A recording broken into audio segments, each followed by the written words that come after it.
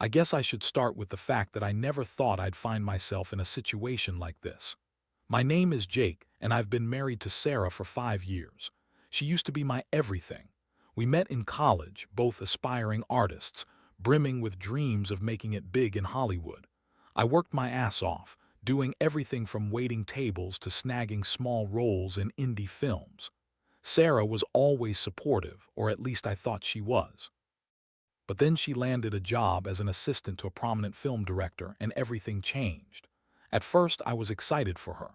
"This is your big break," I said, cheering her on as she prepped for her role in this massive production.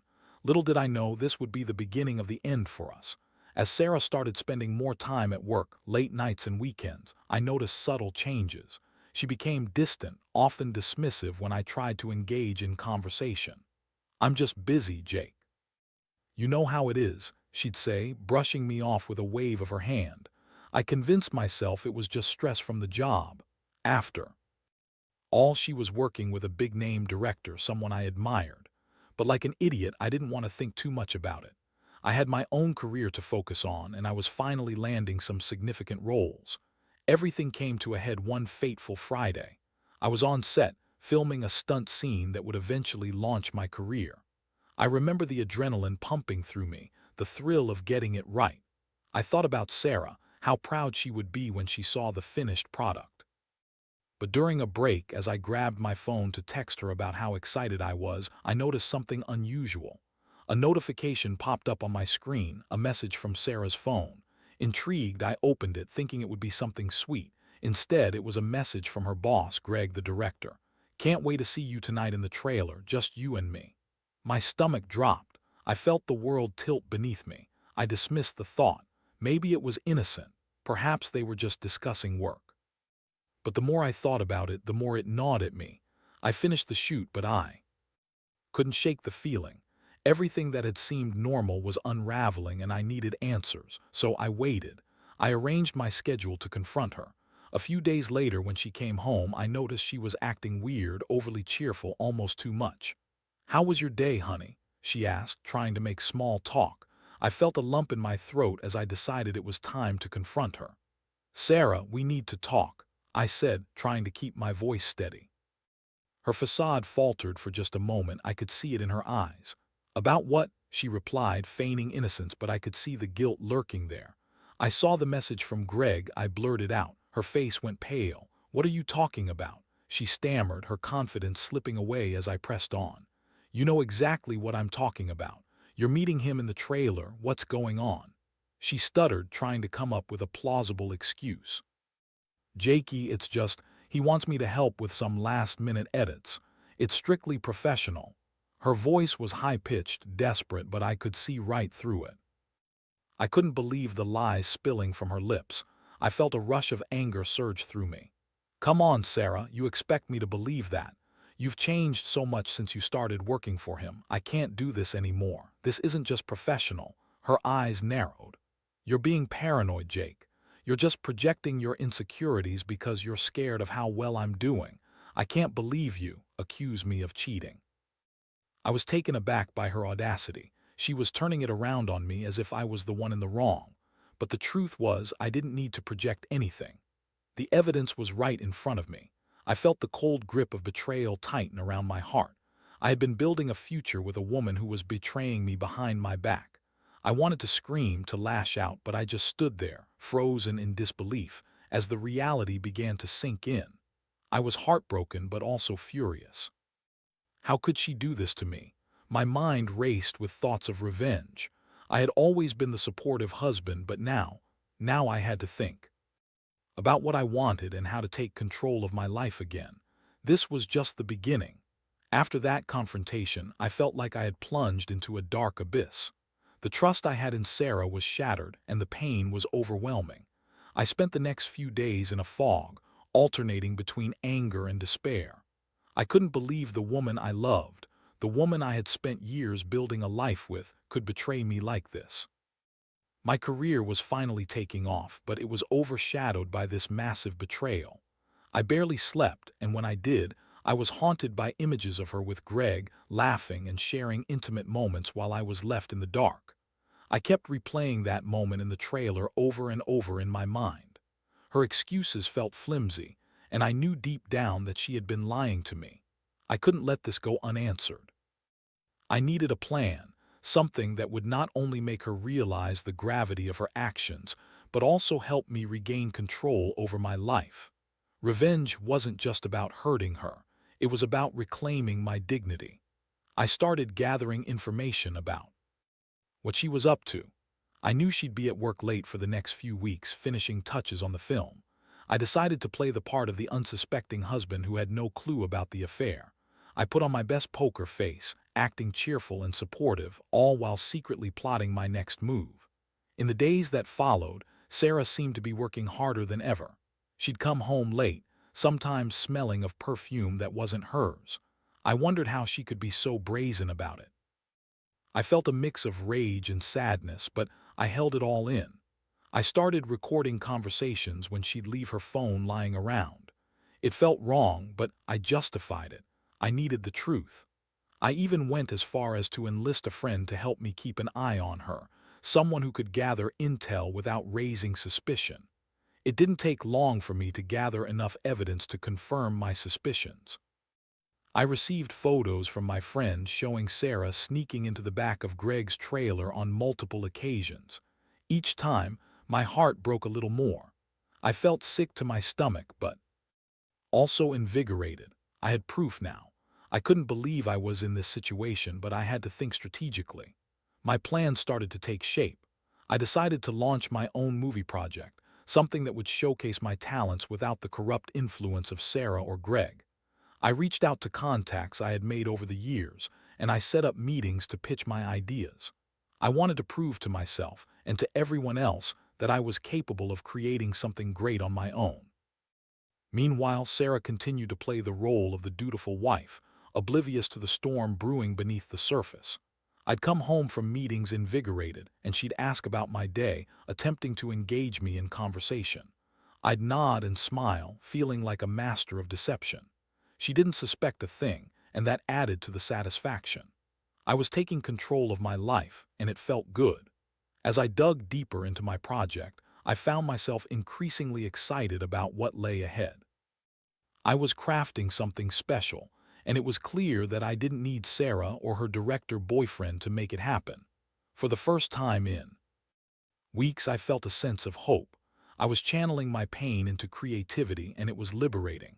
But the more I poured myself into my work, the more I realized I had to confront Sarah again.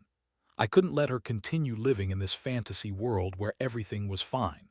I needed her to see the consequences of her actions.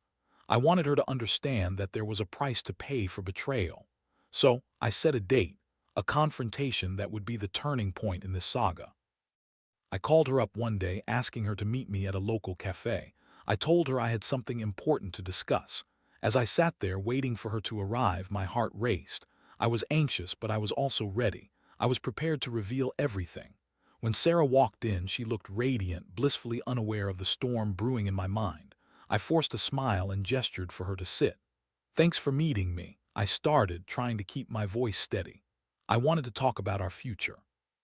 She leaned in, intrigued, and I knew this was my moment. "Sarah, I've been thinking a lot about us," I said, watching her reaction closely. "And I'm concerned about your work with Greg." Her smile faltered, and I pressed on.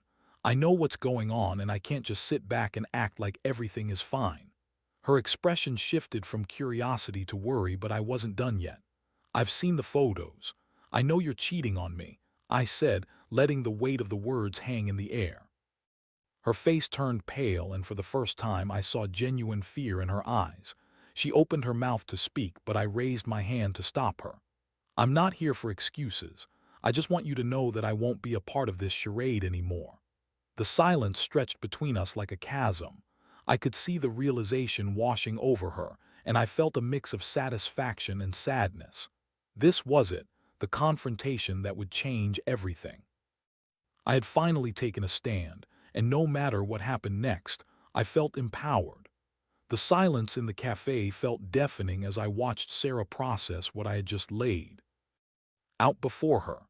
Her eyes widened in disbelief, and I could practically see her mind racing, searching for a way to spin the situation in her favor. "Jake, please, you're misunderstanding everything," she finally stammered, her voice shaky. "I can explain." I leaned back in my seat, crossing my arms. "Explain what, Sarah? That you're sneaking around with your boss, that you've been lying to me for weeks, if not months." I could feel the anger bubbling up again, but I forced myself to remain calm. I wanted to hear her out, but I wasn't interested in her flimsy excuses. "Greg and I are just working closely on this project, and things got misconstrued. It's been a stressful time for me, you know that. I'm still your wife, and I love you," she pleaded, her voice rising as panic settled in. It was almost laughable how she thought she could bat her eyelashes and make it all better, but there was no way I was buying it. Love? Really? Because it doesn't feel like love when you're lying to my face and betraying me behind my back. I shot back, my voice low but firm. I was trying my best to keep my composure, but it was hard. I could feel the betrayal starting to tear me apart all over again. "You need to understand the gravity of this, Sarah. You've crossed a line, and I'm not going to ignore it." Her expression shifted from panic to defiance. "You think you're so perfect, don't you? You're just angry because I'm getting ahead in my career, something you can't handle. You've been jealous of me this entire time." She was grasping at straws, and it infuriated me. The problem wasn't my jealousy, it was her infidelity. "Jealous? This isn't about jealousy. I'm proud of your success, but you've taken it too far. You've let this man into our lives, into our marriage. I can't just sit here and let this happen. You're treating me like I don't matter." I snapped, my voice rising despite my efforts to stay calm. I felt the weight of helplessness creeping in, but I pushed it aside. I needed to stay focused on what I wanted to say. "Jake, I never meant for it to get to this point," she said, her voice softened now, but it felt insincere. "I just needed someone to lean on during this stressful time. You've been so busy with your stunts and your career that I felt alone. I thought you wouldn't care if I needed a friend." It was a classic deflection, and I recognized it immediately. "Friend? Is that what you call it? Sneaking around with someone who has the power to ruin your career when you've already made a commitment to me?" I leaned forward, my anger flaring again. "You made a choice, Sarah. You made a choice to betray me. Don't pretend this is something you just stumbled into." She opened her mouth but closed it again, and for a moment I thought I saw a flicker of remorse in her eyes. It was fleeting, though, replaced by anger as she regained her footing. "You're making this about me, but what about you? You're never around. You're always off doing your stunts, and I'm left here to fend for myself." I couldn't believe what I was hearing. "You think that justifies cheating, making me feel worthless because you felt neglected? You could have come to me, you could have talked to me, but instead, you chose to betray our vows." My heart raced, and I could feel my blood boiling. This was supposed to be my moment of clarity, but instead I was getting dragged into a blame game. "Maybe I should have. Maybe if you were more supportive, I wouldn't have felt so isolated." She shot back, her voice rising. It was maddening. I had always been there for her when she needed me, but now she was trying to twist this around and make it seem like I was the villain. "Don't spin this on me. This is your mess, Sarah. You have to own it," I said through gritted teeth, trying to keep my voice steady despite the flood of emotions crashing over me. I felt like I was standing on the edge of a precipice, and I was terrified of what would happen if I fell. The tension between us was palpable. I could feel the weight of the moment pressing down on us, and I knew that I had to make a decision about what to do next. This wasn't just about confronting her. It was about figuring out how to move forward with my life. At that moment, my phone buzzed in my pocket. I glanced down and saw a message from my friend, a reminder about the meeting for my film project later that day. It was a jolt of reality amidst the chaos of our conversation. I realized that I needed to focus on my own future, regardless of what Sarah had done. "I'm done, Sarah," I said finally, my voice steady. "I can't keep doing this. I've been fighting for a marriage that you're not invested in. It's time for me to move on." Her expression shifted, surprise mingling with desperation. "You can't just walk away. We can work this out," she pleaded. "No, we can't. You've made your choices, and now I have to make mine. I'm going to focus on my career and my life without you dragging me down," I said, feeling a sense of empowerment wash over me. I realized this was the turning point for both of us. As I stood up to leave, I felt a weight lift from my shoulders. I was ready to reclaim my life. I turned back one last time to look at her face a mix of shock and regret. I hope you figure out what you really want, Sarah, but I can't be a part of this anymore. And with that, I walked away from the cafe, leaving the chaos of our broken marriage behind me. It was time to embrace the future, even if I had to do it alone. Walking away from that cafe felt surreal, like I had just stepped out of a dream world where everything had been turned upside down.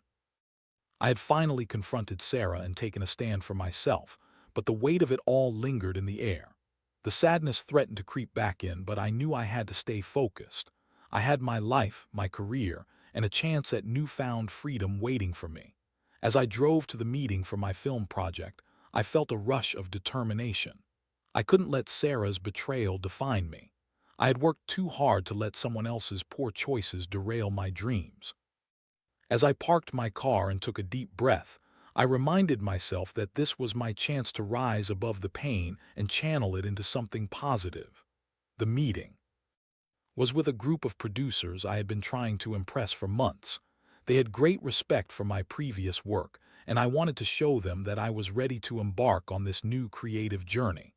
I walked into the conference room, heart pounding but my mind clear. I had a story to tell, and I was ready to share it. As I pitched my idea, I could see the interest in their eyes. I spoke passionately about the themes of love, betrayal, and redemption, drawing inspiration from my own life without giving any specifics. The more I spoke, the more I felt the weight of my previous relationship slip away. I was reclaiming my narrative, taking control of my story and transforming it into something meaningful. By the end of the meeting, I could see that they were intrigued.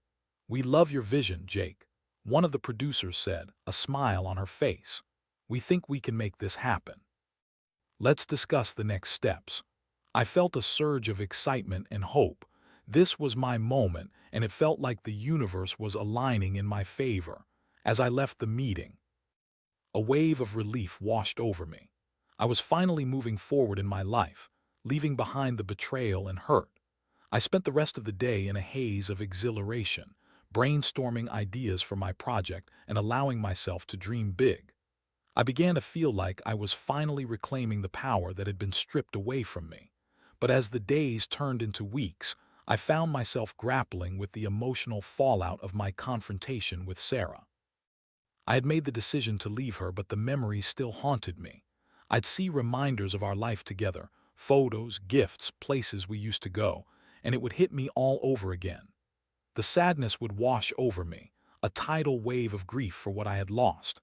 I reached out to friends for support, and they rallied around me, reminding me that I deserved better. They encouraged me to focus on my work and to stay true to myself. So I poured myself into the film project, spending late nights in the office, refining the script and reaching out to potential cast members. The project became my lifeline, a way to channel all the hurt. I felt into something beautiful and creative. But even as I found solace in my work, the reality of my situation began to set in. I had ended my marriage, but I still had unresolved feelings for Sarah. Despite everything, I had loved her deeply, and it felt strange to think about moving on. I attended therapy sessions to help process the emotional tumult, and it was there that I began to unravel the layers of my grief and anger. One evening in therapy, I found myself hesitating to speak. My therapist, a kind woman named Lisa, encouraged me to share what was on my mind. "I still think about Sarah a lot," I admitted, my voice barely above a whisper. "I thought I'd feel relief after confronting her, but instead it's like I'm trapped in this cycle of anger and sadness." Lisa nodded, her expression empathetic. "It's completely normal to have mixed feelings after such a significant life change. You loved her, and that doesn't disappear just because of betrayal. It's okay to grieve the loss of the relationship, even if it was toxic." Her words resonated with me, and I felt a weight lift. I had to allow myself to feel the pain, to process it instead of burying it. I realized that moving on wasn't about forgetting Sarah. It was about learning from the experience and growing stronger. I started to accept that the path ahead wouldn't be easy, but it was necessary in order for me to heal. As I continued to work on my film project, I also focused on rebuilding my confidence and self-worth. I found new hobbies, reconnected with old friends, and even started dating again, tentatively, of course. It was a learning curve, navigating the world of dating after such a betrayal, but I was determined to open myself up to the possibility of love again. As the months passed, I began to see the fruits of my labor. The film project gained traction, and I secured a deal with a production company. It felt exhilarating to know that all my hard work was finally paying off. I was going to make a movie that was authentically mine, free from the toxic influences of my past. But before the project took off, I knew I had to have one last conversation with Sarah. I needed closure. I didn't want to hold on to resentment or bitterness, especially as I stepped into a new chapter of my life. I reached out to her, and to my surprise, she agreed to meet. I chose a small park, a neutral ground where we could talk without the weight of our past hanging over us. As I waited on a bench, I felt a mix of anticipation and trepidation. I had no idea what I would say to her, but I knew it was time to face the emotions head-on. When Sarah arrived, she looked different, vulnerable, yet still brimming with that same charismatic energy I had fallen in love with. "Hey," she said softly, taking a seat beside me. "Thanks for meeting me." "Thanks for coming," I replied, my heart racing. We sat in silence for a moment, and I could feel the tension between us. "I wanted to talk about what happened," I finally said. "About us and how we ended." She looked down at her hands, and I could see the regret in her eyes. "I've thought about it a lot, Jake. I know I hurt you, and there's no excuse for what I did. I was selfish and caught up in my own ambition," she confessed. "I lost sight of what was important." I took a deep breath, feeling a mixture of anger and sadness. "You did hurt me, Sarah, but I'm also grateful for what happened because it pushed me to rediscover myself. I'm working on a film now, and it's been an incredible journey." I felt proud saying that, and I could see a flicker of admiration in her eyes. "I'm glad to hear that," she said, genuine sincerity in her voice. "You deserve to be happy, Jake. I've always believed in you." We talked for a while longer, sharing our thoughts about the past and the lessons we had learned. I realized there was no need for bitterness. It was time to let go and move forward. By the end of our conversation, it felt like a heavy weight had been lifted from my shoulders. As I walked away from that meeting, I felt lighter than I had in months. I had confronted Sarah, found closure, and now it was time to fully embrace my future, one that was filled with possibility, creativity, and new beginnings. I was ready to leave the past behind and step into a brighter tomorrow. With the conversation with Sarah behind me, I felt an unexpected sense of relief. The closure I had longed for was finally mine. The heaviness that had been weighing down my heart began to dissipate, replaced by a sense of clarity. I had confronted my past, faced my pain, and now I was free to focus on my future. The following weeks were a whirlwind of activity as my film project started to gain momentum. I poured my heart and soul into the script, and the production team I had assembled was fantastic. They shared my vision and enthusiasm, and it was invigorating to work with people who believed in me and the story I wanted to tell. I was finally creating something that felt authentic and true to my experiences. As the filming began, I immersed myself in the creative process. I was on set every day, collaborating with actors and crew members, shaping the narrative into something tangible. The adrenaline rush of being behind the camera, watching my stories come to life, was a feeling I had craved for so long. Each day brought new challenges, but I was fueled by the passion I felt. It was liberating to channel everything I had been through into this project, transforming the pain of betrayal into art. And then came the moment I had been waiting for, the screening of my film. The production team had arranged a premiere at a local theater, and I was both excited and nervous. This was my chance to showcase my work to the world, to prove that I could create something meaningful despite the turmoil in my personal life. I invited friends, colleagues, and a few industry insiders.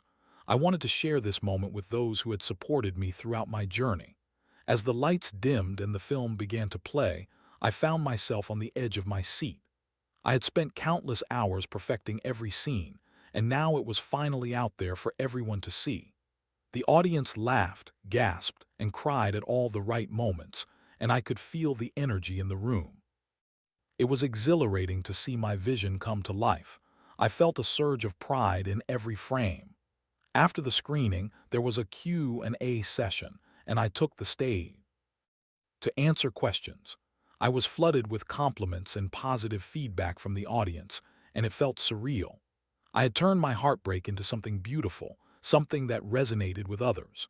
The experience was cathartic, and I realized just how far I had come since the day I confronted Sarah. As the applause faded and the evening came to a close, I found myself standing outside the theater, taking a moment to breathe in the cool night air. I felt a profound sense of accomplishment, and I knew that this film was a testament to my resilience.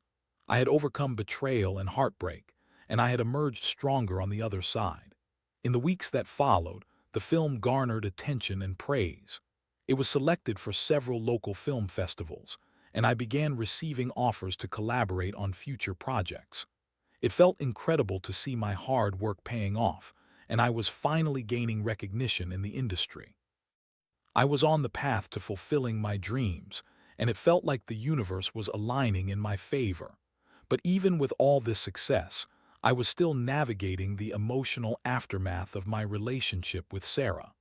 There were moments when I would find myself reminiscing about the good times, the laughter we shared, and how it had felt to be in love. I was learning to accept those memories without allowing them to consume me. I recognized that while I had loved her, the relationship had become toxic, and I was better off without her. I continued my therapy sessions, working through the complexities of my feelings. Lisa helped me explore the idea of forgiveness, not just for Sarah but for myself as well.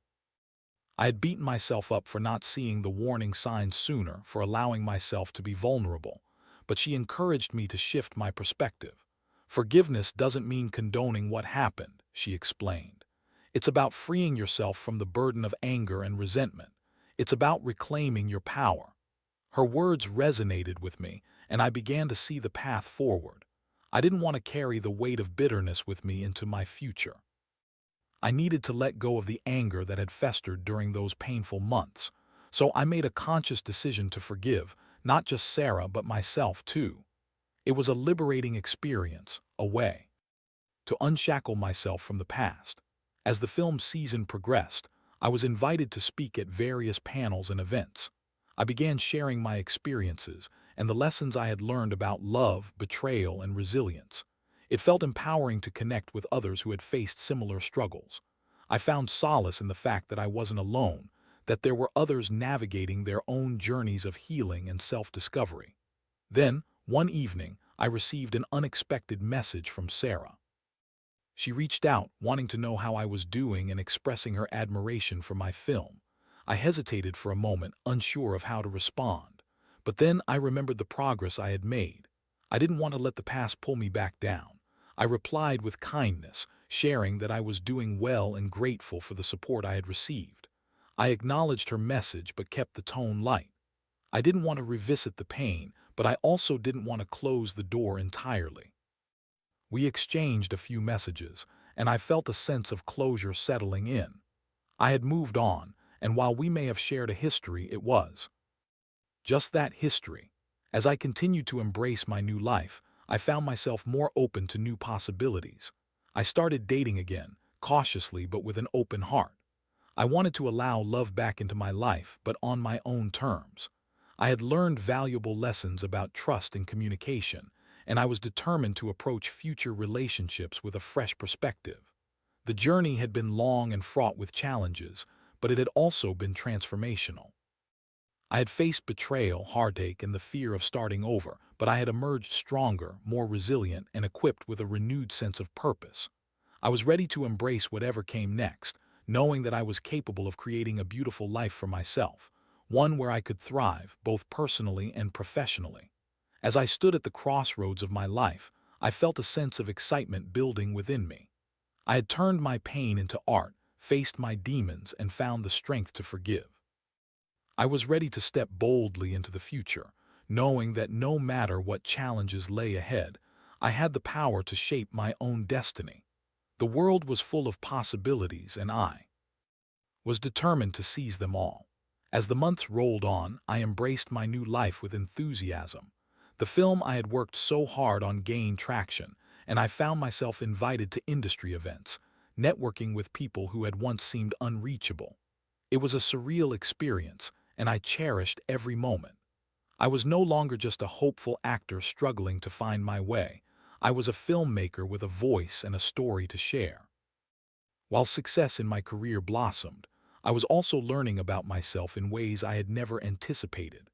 I began to understand that my worth wasn't tied to someone else's validation.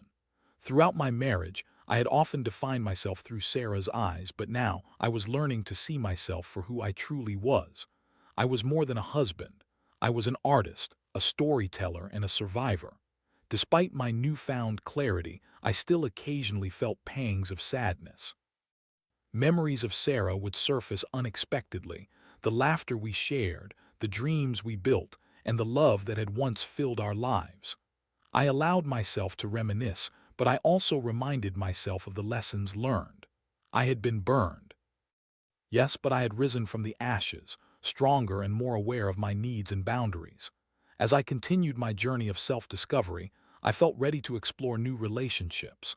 I began dating again, cautiously but with an open heart. I met someone named Claire at a film festival, a fellow filmmaker with a passion for storytelling. She was vibrant, creative, and shared my enthusiasm for the industry. Our connection was instant, making me realize that I could open myself up to love again. With Claire, I found a deep sense of understanding and mutual respect. She encouraged my creativity and pushed me to keep pursuing my dreams, while I supported her ambitions. Unlike my past, our relationship was grounded in clear communication and trust. I learned to express my needs and fears openly, which allowed us to grow together in a healthy way. As I watched our relationship bloom, I felt a sense of joy that I hadn't experienced in a long time. But there were still moments when I felt the scars of my past creeping in. I had to remind myself that it was okay to take things slow and to be cautious. While I was ready to embrace love, I was also aware of the importance of maintaining healthy boundaries and understanding my worth. I was more equipped to recognize red flags and communicate effectively, and this awareness helped me navigate the early stages of my relationship with Claire. One evening, as we sat under the stars after an outdoor screening of my film, I opened up to Claire about my past. I shared the story of my marriage, my heartbreak, and my journey to reclaim my life. I didn't want to hide my scars, they were a part of who I was. To my relief, she listened intently, her expression warm and empathetic. "Thank you for sharing that with me," she said softly. "It's clear you've been through a lot, but it's inspiring to see how far you've come." Her understanding washed over me like a comforting blanket. I felt safe, and it solidified my trust in her. Our bond deepened that night, and I realized that I was ready to embrace not just my newly found happiness, but the possibility of a lasting relationship. One day, while we were walking through the city, Claire surprised me by suggesting we collaborate on a project together. "I've been thinking about a short film that explores themes of resilience and love," she said, her eyes sparkling with excitement. "I believe our experiences could make for a powerful story." I felt a surge of inspiration. This was an opportunity to merge our talents while also digging deeper into our respective journeys. We spent weeks brainstorming and developing the concept, drawing from our own narratives. It was exhilarating to create something that combined our strengths and vulnerabilities. As we worked together, I felt a new sense of purpose, a testament to how far I had come. I was no longer the man who was lost and hurt. I was a creative force, fueled by the idea of turning pain into art in a way that could resonate with others. As we wrapped up our project and prepared to showcase it at a festival, I took a moment to reflect on my journey. I thought about the hurt of betrayal and the lessons it had taught me. It had been a catalyst for change and growth, transforming my life in ways I never could have imagined. At the screening, as I stood beside Claire, watching our work play out on the screen, I felt a profound sense of accomplishment. The audience laughed, cried, and connected with the story we had woven together. I was reminded of the power of storytelling, the way it has the ability to heal, inspire, and connect us all. When the credits rolled and the lights came back up, the applause echoed around the theater, but it was the glance Claire shot my way that truly filled me with joy. She smiled, her eyes shining with pride and understanding. I knew that whatever the future held for us, I was ready to embrace it wholeheartedly. As I stood in that moment of triumph, I realized that I had come full circle. I had faced my demons, reclaimed my narrative, and opened myself up to new love. Life was unpredictable, but I was no longer afraid to navigate its complexities. I had learned that love could be a beautiful journey, one that I was willing to explore again. In the end, I understood that creativity thrives in ethical environments, and I was committed to building a future that honored my values and my worth. I had endured heartbreak, but I had also discovered strength, resilience, and the ability to transform pain into art. And that was a lesson I would carry with me for the rest of my life.